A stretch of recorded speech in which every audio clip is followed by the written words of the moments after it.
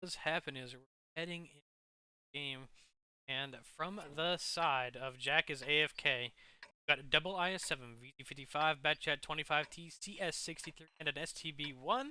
And from the side of NHF, we got a double S-Conk, double Batchat 25T, and double STB-1. So the STB is starting to get cracked out on the map that has all sorts of ridges. Go figure.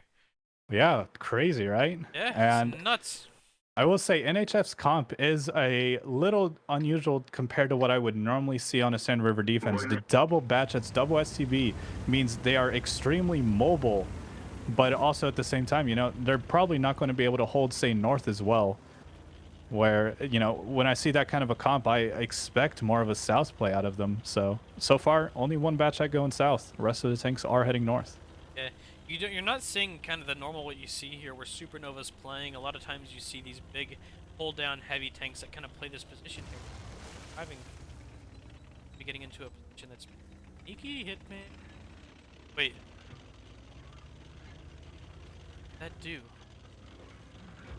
Not entirely sure. It looks like he's going to be backing out. Maybe he's just knocking down some of these trees for Jack is AFK to waste some time blind firing all these positions, which I think is very likely.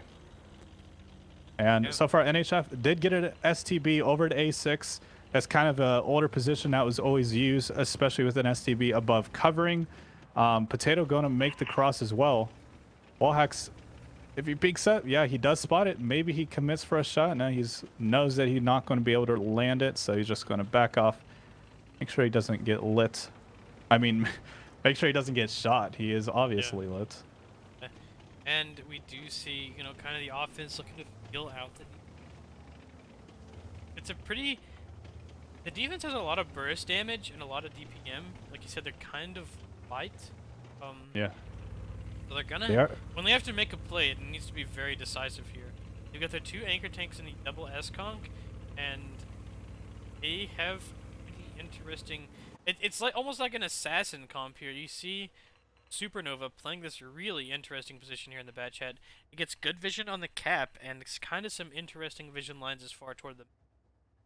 Yeah, I definitely like it better than a traditional bush up at the top of the ridge, because I saw so many teams play that, especially in a 15v15 league, and half the time it just gets blind fired out, or you just get shoved back, you're half HP, and you don't have any vision by the end of it. So you end up just bleeding. Sure, you waste a little bit of time, but why not knock a bunch of stuff down? Where Nova is, you get lights, and they might think it's up high and spend time blind firing it, and Nova's just going to be chilling their full HP. And, talking about how light the comps are, NHF is down 1,000 HP just by the nature of the comp. So even though they do have a lot of DPM, they do have a lot of burst, they still do need to make that back up later in this match. Yeah. And we're going to see pretty much all that's happening right now as we'll hop on board. I believe Gil in his IS-7. Yeah, he's going to be moving toward the A line here. And, you see the IS-7 move nowadays. The tank is fast. It is incredibly quick compared to kind of what we've seen the IS-7, back in the day. And that's a big reason they've kind of hopped into the meta. They can kind of fight these fast heavies nowadays. Just offer something that is a little bit different. Yeah, and if you really want to see an IS-7 zoom across the map, if you have a purple turbo, you put that in a third slot, Grouser's in a second slot, so it's boosted, and just those two, and you go so fast that it's just pretty funny at that point. You hit top speed regularly and without trouble. Oh, and yeah, Mariel here in the IS-7, that kind of looking down the A line here. Does get spotted. I believe they know that Ollie is there.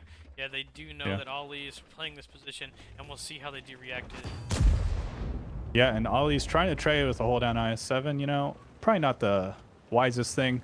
Even though IS-7 is going to have difficulty hitting that STB Cupola, it's more likely than STB hitting the other Cupola. But here comes the play. Yeah, here comes the play. They know where these tanks are. They're going to be doing a pincer push. They're trying to get Ollie out as soon as possible. Ollie sees them coming now from behind as he backs up. This is his first shot here. He's going to be put in an awkward situation as Brett is behind Mariel. They're going to be pushing him out. Ollie needs to make sure he doesn't back up too much, exposing himself to the tanks behind as he's taking a lot of damage here. He puts another one into God Emperor Brett, but he's just not really getting the support that he needs. Brett now dropping out of 593. A couple more shots is going to bring him down They're taking so much bleed trying to get across here to the 8 line by the tanks that were supporting this counterplay. Potato now rising up and over, missing his first shot here onto Muriel. Muriel still very healthy in this batch, and even if he had a full clip, he wouldn't be able to take him down. Trading some shots here. Potato just trying to get this clip here out onto this IS-7 here, and he's going to be falling back there.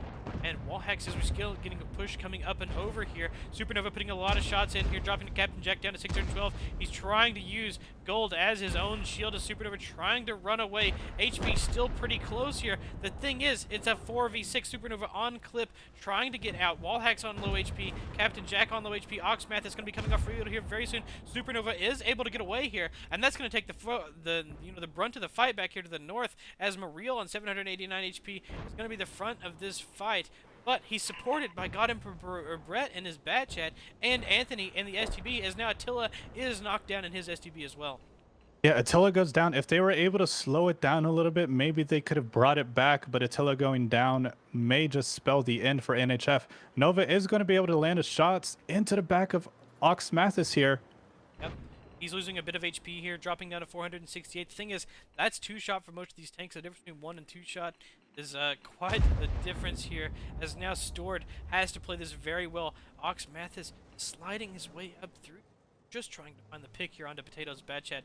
You can see Muriel in his IS-7 finding a shot there onto Potato. Potato trying to trade it back, but he's not able to right now, as Muriel is hold down to him. 2 minutes left on the timer. Potato needs to try to find a play here, but the thing is, this cap is getting pretty low, and of all the caps there are to reset, this is one of the easier ones. Here's Anthony going to be pushing up and over onto Stored. A lot of damage being put out on here. If Potato's able to find a kill here, he's trades one with the IS-7. Oxmathis VZ is going to try to find him there. He is able to pick him up there before he dies. Stored going to be able to try to get a reload here. He's going to be able to find a kill, and he's not. But the thing is, they're all 1 or 2-shot. Supernova's Batchat could maybe try to find a play here, as there's only a minute and 30.